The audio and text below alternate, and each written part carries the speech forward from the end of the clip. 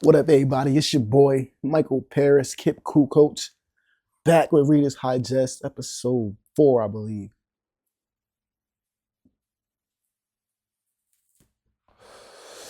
It's been a little minute in between episodes.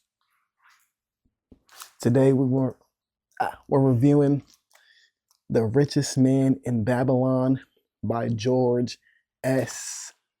Clason. I think I said that right. Love this book right here. This is the third book I read in one day. I think the other two were The Coldest Winter Ever and Invincible by Styles P. But the Richest Man in Babylon, I first heard about this book from Nipsey Hussle's reading list.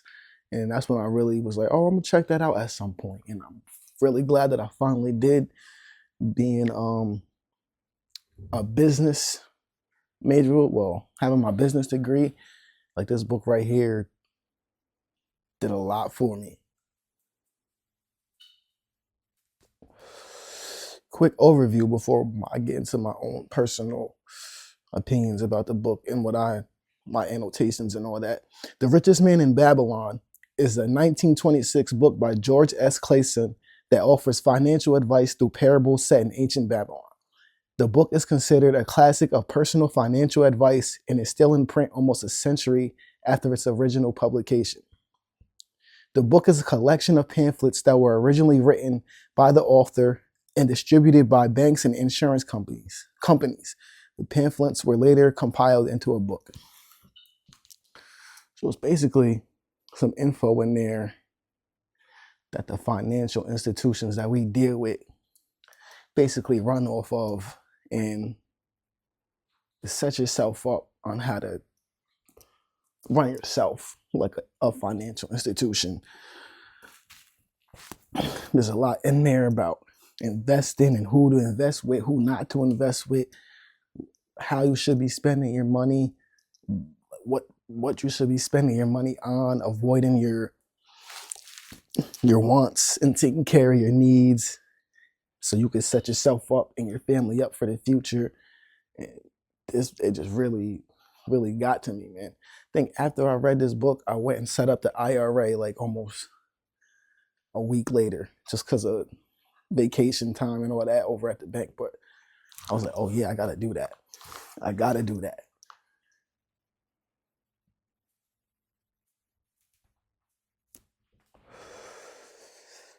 It was so simple. It was just like, damn, I should have been doing this. If I was doing what this book was talking about, I would be caked up. Instead of chasing a bag and chasing a big lump sum of money at one time and then not having the financial literacy to know what to do with it. I'm like, someone? Yeah. Instead of not having the financial literacy to know what to do with the bag when you get it, when you sign a record deal, when you get become a top sports player, and you just start spending your money frivolously and don't really know what you're doing with it. This will help you right here to know what to do with it. For one personal example that I already started using, but I'm really big on, and it said, pay yourself first. So you're supposed to take 10% of your income and pay yourself. Don't buy nothing. Don't, you know what I'm saying? Don't say, oh, this is for my shoes. This is for my this, my that. That 10% is for you. Pay yourself. And I started doing that. Started putting 10% of my paycheck just away, just for myself. It's either going to go in the savings or in the IRA, or maybe stack it in the savings, then put it in the IRA. I don't know how I'm going to do it, but I started saving like 100, 120 every check and just putting it away off the top. No, it's gone now.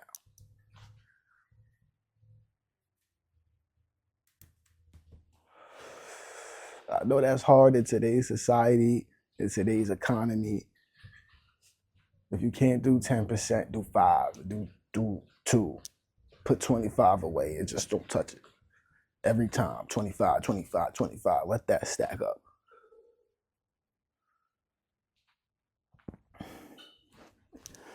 And it just helped me like, okay, I want to do that and pay the bills.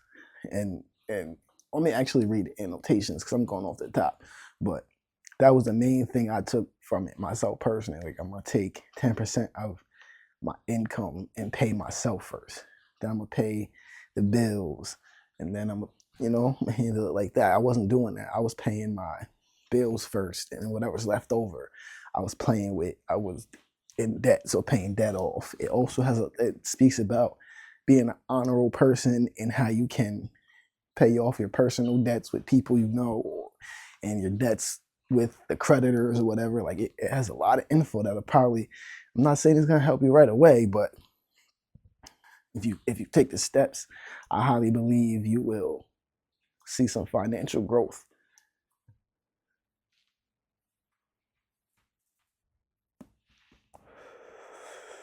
Let's get into the annotations. As I was saying before, the 10% in the book, it states, a part of all I earn is mine to keep. Save 10% of income or what's affordable. Live upon less than you can earn. So basically, don't live over your means. Try to live below your means. If you're making $1,200 a paycheck, try to live at $1,000. Try your best. Stop paying for your wants, or try to cut something out and save that for yourself. Seek advice from those who are competent in their own experiences to give it. So if you want some financial advice, you're not supposed to go to a lawyer. Go to somebody that knows about finances. If you need some advice in law, business law, criminal law, any law, you're not going to go to a doctor. You're going to go to a lawyer. So know who you're talking to. Understand their experiences. Understand if they're qualified to even give you any advice in whatever you're talking about. Finances, business, school, shoes, hats. Like, if the person you're talking to ain't qualified, then what you're about to receive is void.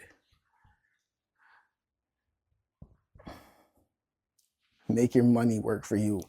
And that's when I was like, oh, I'm gonna get the IRA, I'm gonna put money in there and I'm gonna keep stacking that up and let that work for me. I've been trying to do trying to have my own business, trying to sell products and merchandise, and I went into debt. I cleared up all that, and I'm just trying to think of, like, all right, maybe I'm not right now. Like, I still got merch, I still got ideas, I still got manufacturers, but I slowed down on that. So I just said, if the money not coming in from making sales, let me try to make the money make money. And that's what I'm doing right now. I got stocks here and there. I got the IRA, just setting up different little things that I'm planning on using to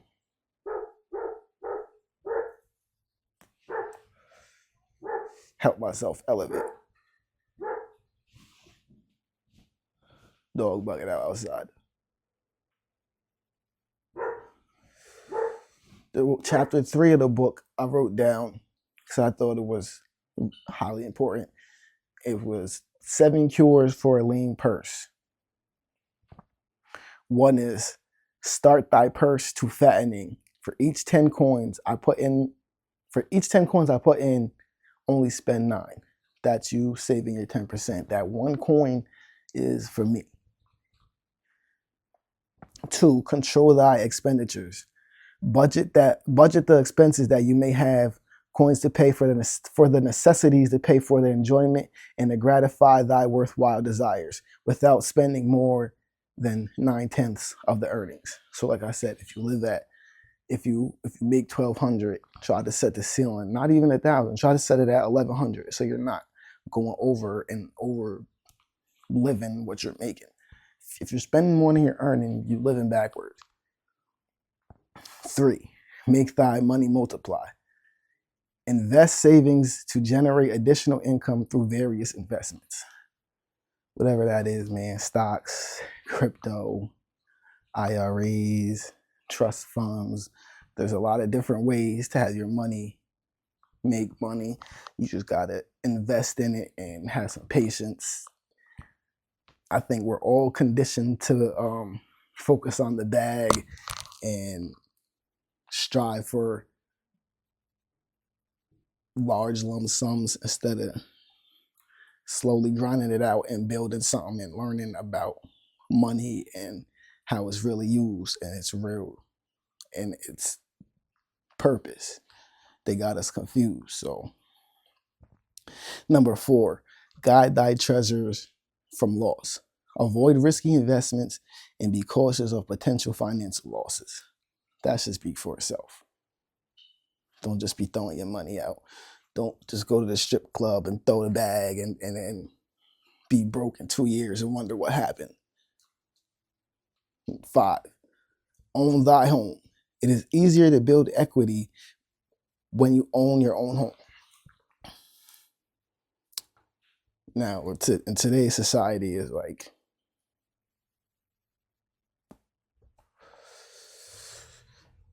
the housing market is crazy.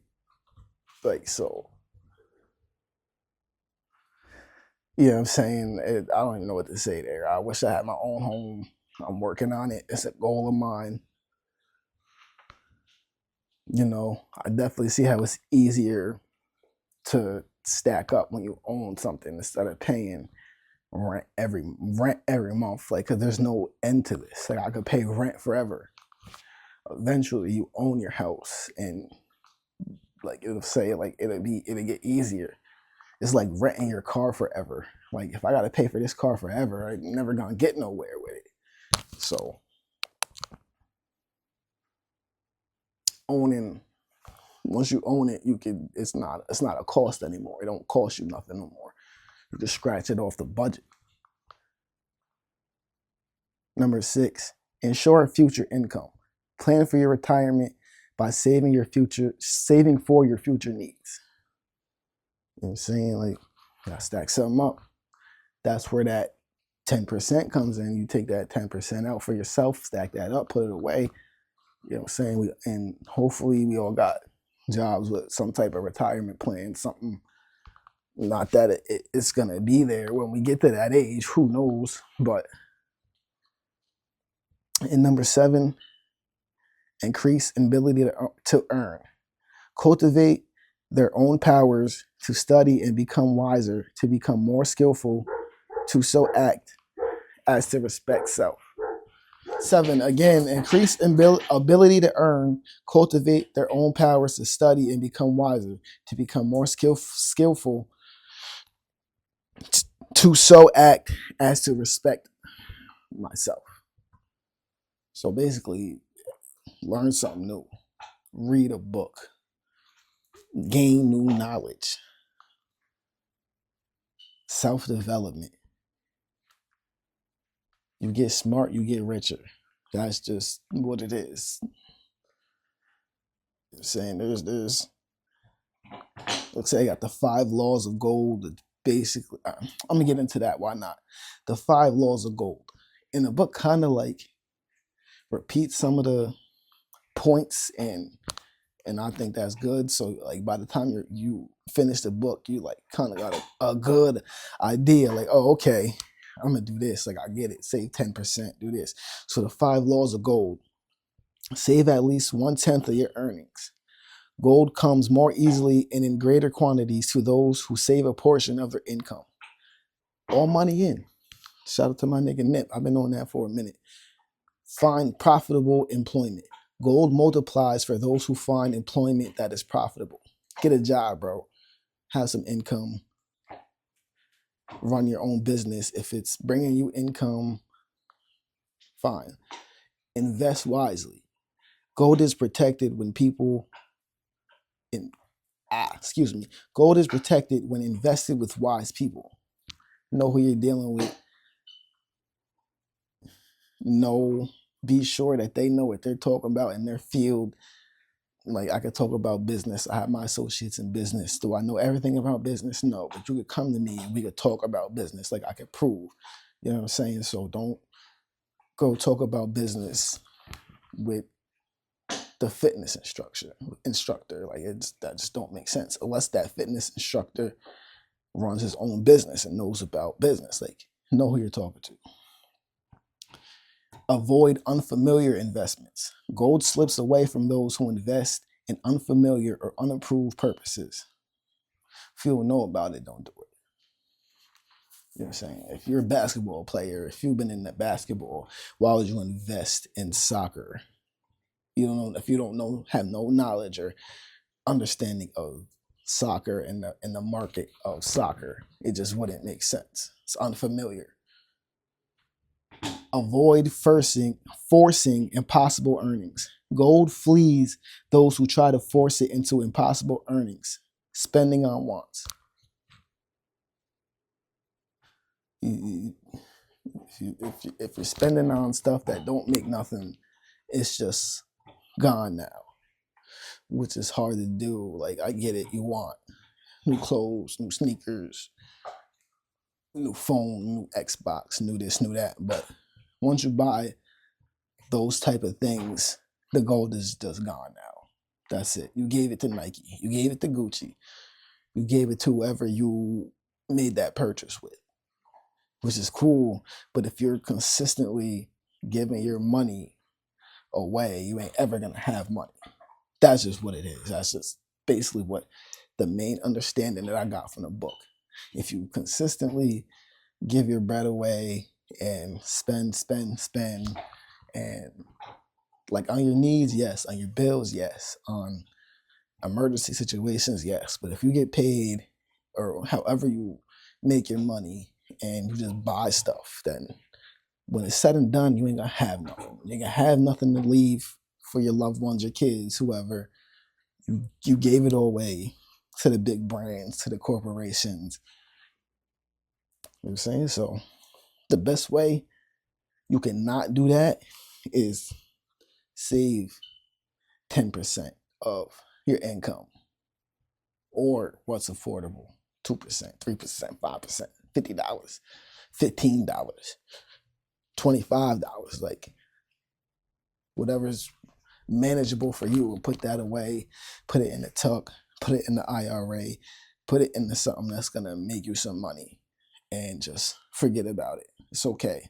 You'll be all right without $25. Smoke one less eighth a pay period. Buy less liquor. You know, find something you could cut out that might improve your health anyway, and keep that money for yourself. Or not. I don't know.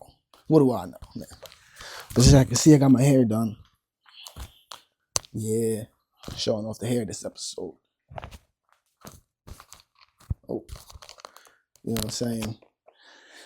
The Richest Man in Babylon by George S. Clason. It's a dope book. What was it? It was probably like 200 pages, I think. 183 pages. Like I said, I finished it in a day. It's a dope read.